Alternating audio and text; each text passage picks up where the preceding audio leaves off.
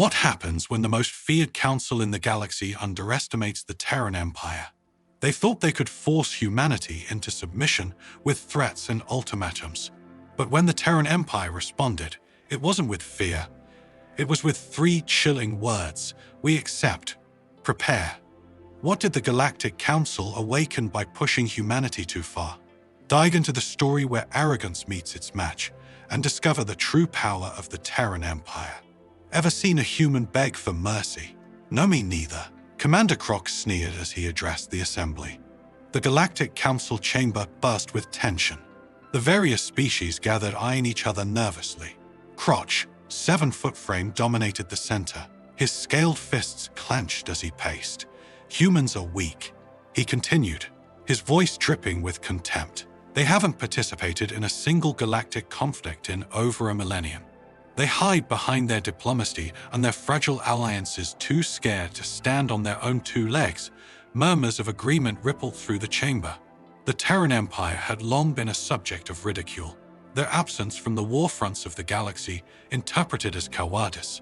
For centuries, humanity had managed to stay out of the fray, negotiating peace where others waged war, buying time with treaties and trade deals. It was a strategy that had kept their worlds intact while others burned, but it had earned them little respect. Perhaps we should issue an ultimatum, suggested Sifil, a slender amphibious being with skin the color of deep water, forced them to choose a side. Either they fight with us against the Krogunth, or we dismantle their precious empire piece by piece. They won't fight, Krum scoffed. They'll surrender before the first shot is fired. Humans are too civilized, too evolved to get their hands dirty. The assembly nodded the decision, all but made a message would be sent to the Terran Empire, demanding their immediate involvement in the galactic conflict against the Krogunth. It was a war that had raged for decades, consuming entire systems in its fury. The Council had grown desperate for an edge, and the Terran Empire, with its vast resources and advanced technology, was an untapped wellspring. If they refused, the Council would invade and strip them of their riches. But what the Galactic Council had failed to understand, what they could not have known, was that humanity's peace was not born from fear. It was a carefully maintained facade, a delicate balance, that had kept the true nature of the Terran Empire hidden for centuries. The humans had not forgotten how to wage war. They had simply chosen not to, believing that their survival depended on it. The message was sent broadcasted across the galaxy on every frequency, in every language known to the Council. It reached Terra Prime within hours, its tone dripping with thinly veiled threats and condescension. 2 days later, the Council received a response. The message was short, almost disappointingly. So 3 simple words: we accept, prepare. There was no additional context, no conditions, no negotiations, just a promise that the Terran Empire would join the war effort. Commander Krum stared at the message, his confidence faltering for the first time. What is this? He growled, his eyes narrowing at the screen. This isn't the response of a frightened species. Stoll shifted uneasily beside him. Perhaps they intend to offer support from a distance, providing resources, but not soldiers. Krum shook his head. No. The message is clear. They're joining the war. But why so suddenly? Why so casually? The Council members exchanged nervous glances, the earlier bravado evaporating in the face of this unexpected development. Humanity's response had been far too calm, far too measured. It was not the reaction of a species reluctantly dragged into conflict. It was the response of a species that had been waiting for an excuse. What do we know about their military? Krum demanded, turning to his aides. What are we up against? One of his officers, a squat insectoid being named Vrel, fidgeted nervously. The Terran Empire has been notoriously secretive about its military capabilities. We have estimates based on trade records and technological exports, but estimates. Krum interrupted, his voice rising in anger. What do we have on there? Actual forces, very little. Vrel admitted, their fleet is large, but it's been engaged primarily in exploration and trade protection. They haven't fought a major war in over 1,000 years. Their soldiers are rumored to be well trained, but again, we have no solid data. Their last recorded engagement was a skirmish with the Drathari, which ended in a diplomatic settlement before any real conflict could occur. Frustration mounted. And what of their weapons? Their tactics unknown. Vrel replied, his mandibles clicking anxiously. The Terran Empire does not share such information, and their dealings with other species have been strictly non-military. The commander slammed his fist down on the console, the force of the blow reverberating through the chamber. Damn it, we're walking into this blind style. Placed a tentative hand on Crouch's arm. Perhaps we should reconsider our approach, send a delegation to negotiate terms, ensure that their involvement will be to our advantage. Crouch shook his head. No, the message is clear, they're joining the war. But why so suddenly? Why so casually? The council members exchanged nervous glances, the earlier bravado evaporating in the face of this unexpected development. Humanity's response had been far too calm, far too measured. It was not the reaction of a species reluctantly dragged into conflict.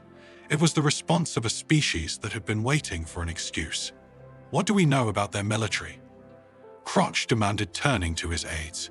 What are we up against? One of his officers, a squat insectoid being named Vrel, fidgeted nervously. The Terran Empire has been notoriously secretive about its military capabilities. We have estimates based on trade records and technological exports, but estimates. Croc interrupted, his voice rising in anger. What do we have on their actual forces? Very little, sir. Vrel admitted. Their fleet is large, but it's been engaged primarily in exploration and trade protection. They haven't fought a major war in over 1,000 years.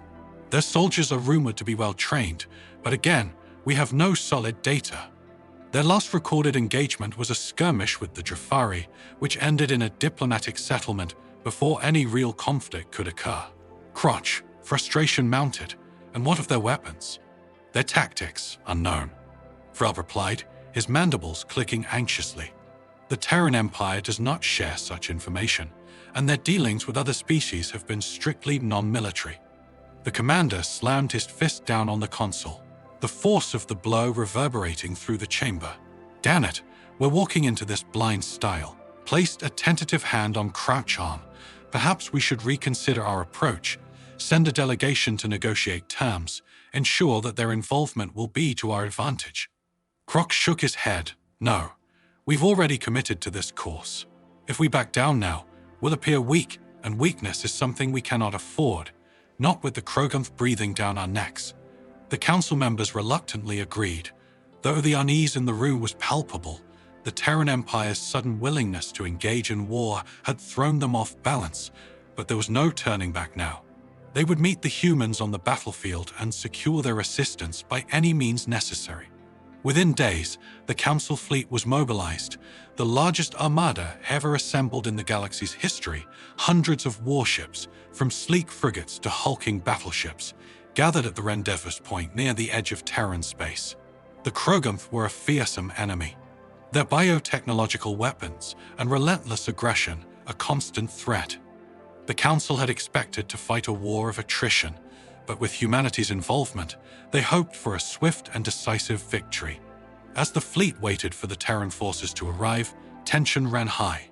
The crews whispered rumors, speculating on what the humans might bring to the table. Some imagined fleets of sleek, advanced starships bristling with unknown weaponry. Others whispered of mysterious superweapons hidden away on Terran worlds capable of annihilating entire planets. But as the hours passed and no sign of the Terran Empire appeared, doubts began to creep in. Where are they? Croth muttered, pacing the bridge of his flagship. They said they would be here. Perhaps they're planning to rendezvous with us further out, Sithel suggested, though his tone was uncertain. Croth was about to reply when an alert flashed across the main console incoming transmission. The communications officer announced it's from the Terran Empire. On screen, Croc ordered. The image that appeared was not what anyone had expected. It was not a fleet nor a delegation of human diplomats. It was a single man clad in a dark uniform, his expression unreadable.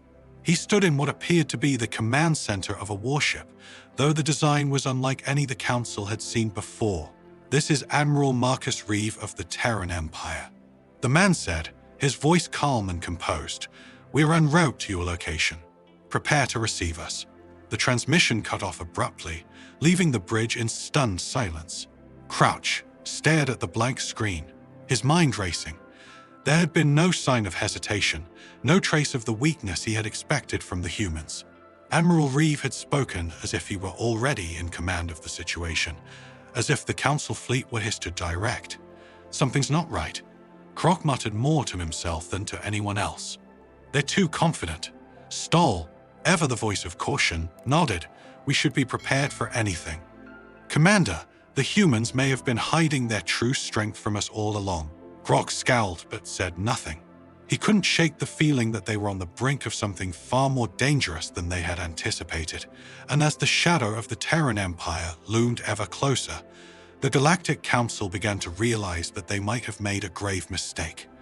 The tension on the bridge of Krog's flagship was thick enough to cut with a blade as the Terran Empire's fleet emerged from hyperspace. The display screens flared to life, showing ship after ship materializing in the void. But these were not the sleek, elegant designs the Council had envisioned. The Terran vessels were brutish and utilitarian, with sharp, angular lines and an intimidating presence. Each one bristled with weapons that seemed almost excessive, even by the Council's standards. By the gods, someone whispered on the bridge. Krok stared, his reptilian eyes narrowing. There was no mistaking the firepower arrayed before them. The Terran fleet was massive, far larger than anything the Council had anticipated. And yet, it wasn't just the sheer number of ships that caused a wave of unease to ripple through the assembled Council officers. It was the way they moved with precise, synchronized efficiency, like a predator stalking its prey open a channel. Krok ordered, his voice tinged with uncertainty. The screen flickered, and Admiral Reeve's image reappeared. This time the Admiral was seated in the command chair of his ship, his demeanor as calm as ever. Commander Krok Reeve began inclining his head slightly, in a gesture that could have been respect or a mere formality. The Terran Empire has arrived as promised. We stand ready to engage the Krum alongside the Galactic Council. Crouch's jaw tightened. There was something unsettling about Reeve's composure, as if the Admiral was fully aware of the Council's doubts and didn't care in the slightest. You brought quite the fleet. Admiral Krog said, forcing a smile, it's more than we expected. We believe in being prepared. Reeve replied smoothly, the Krum are a formidable enemy. It would be unwise to underestimate them. Crouch, eyes narrowed further. I hope you understand the gravity of this situation. Admiral, this war is not like the skirmishes you may have experienced in the past. The Krum do not negotiate, and they do not retreat. They fight until their enemies are crushed beneath them. Reeve's expression didn't change.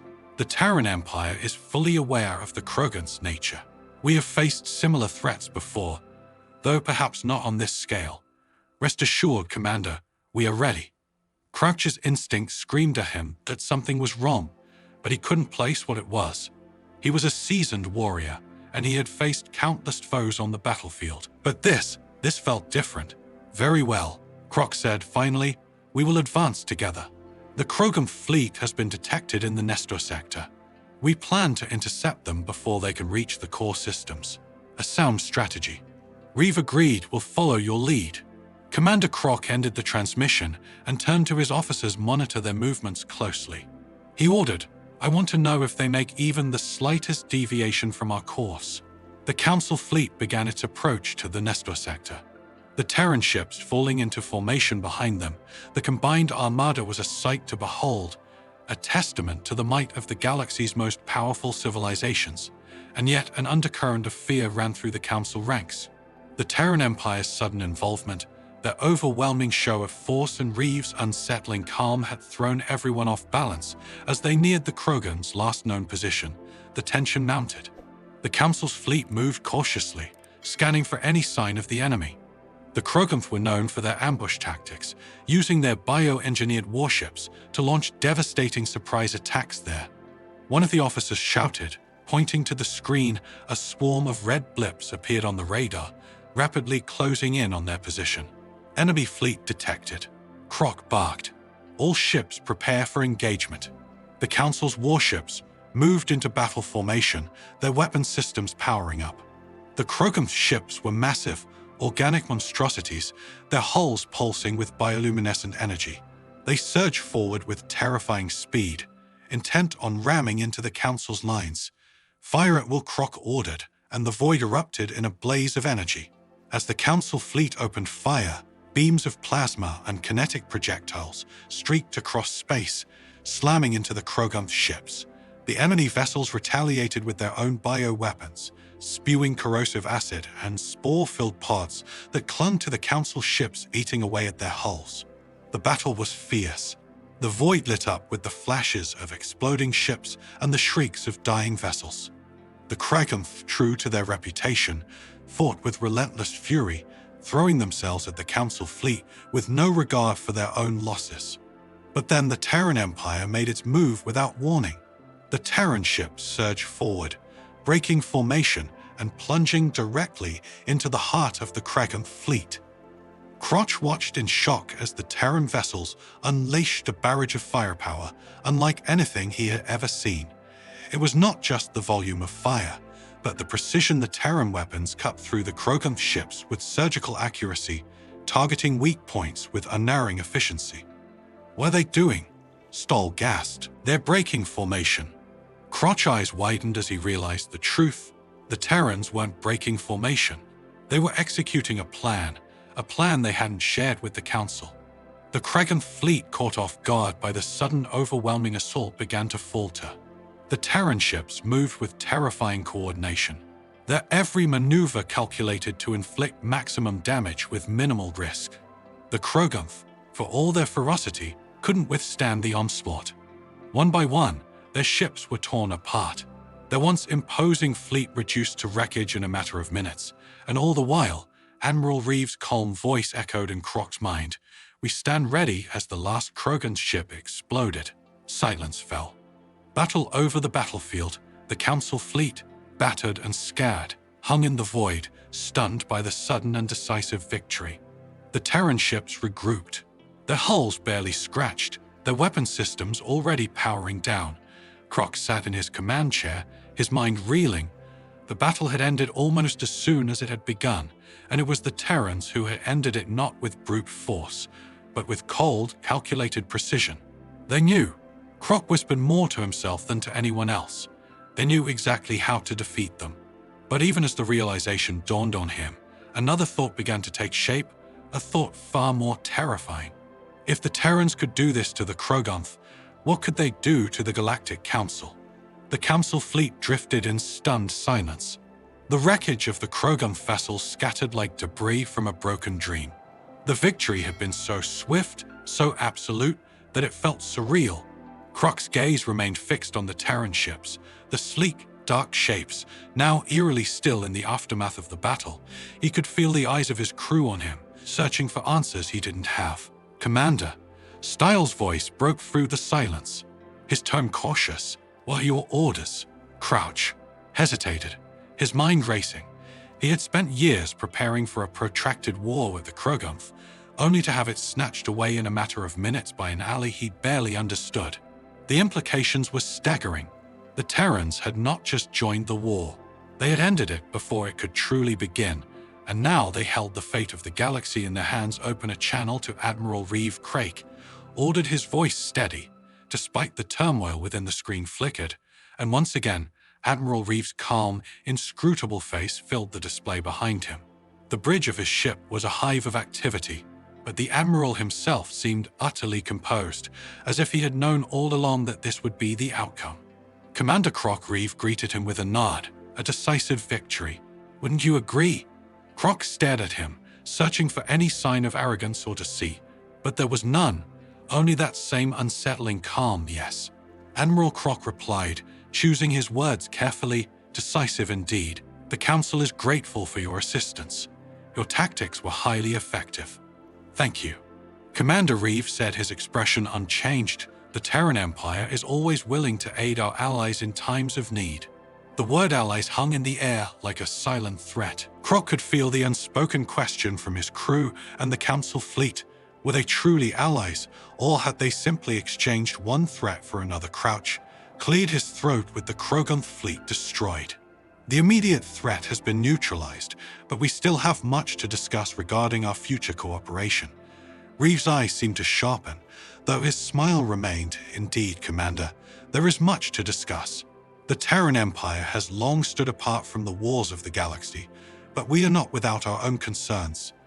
The Kroganth were merely a symptom of a larger problem, a problem that requires a united response. Crotch scales prickled at the implication, and what problem is that Admiral Reeve leaned forward slightly, his gaze intense instability. The galaxy is a dangerous place, Commander, and it is becoming more so every day. The Krogans were a threat, yes, but they were not the only one. If the Galactic Council is to survive in the long term, it will need more than just isolated victories. It will need strength, unity, and leadership. Crouch, breath caught in his throat. Leadership, the word echoed in his mind, carrying with it the weight of everything he had feared since the Terran fleet had first appeared.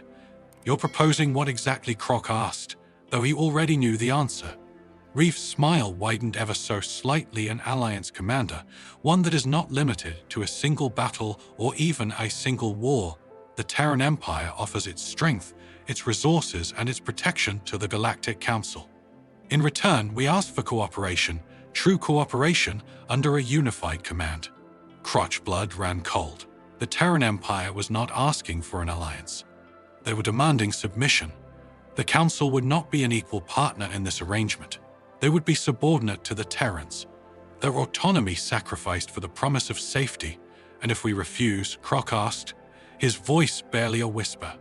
Reeve's expression remained unchanged, but his eyes were hard as steel. "Refusal is, of course, an option, but consider this, Commander. The Kroganth were a formidable enemy, and yet they fell in minutes.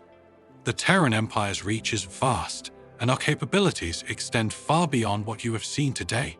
We do not wish for conflict, but we will not shy away from it, if necessary." The threat was clear.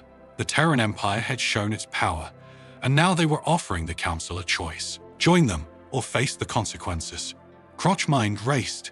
He had spent his entire career fighting for the survival of the Galactic Council, leading battles against enemies who threatened their existence.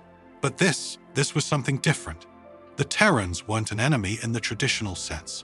They were something far more dangerous, a force that could reshape the entire galaxy in their image.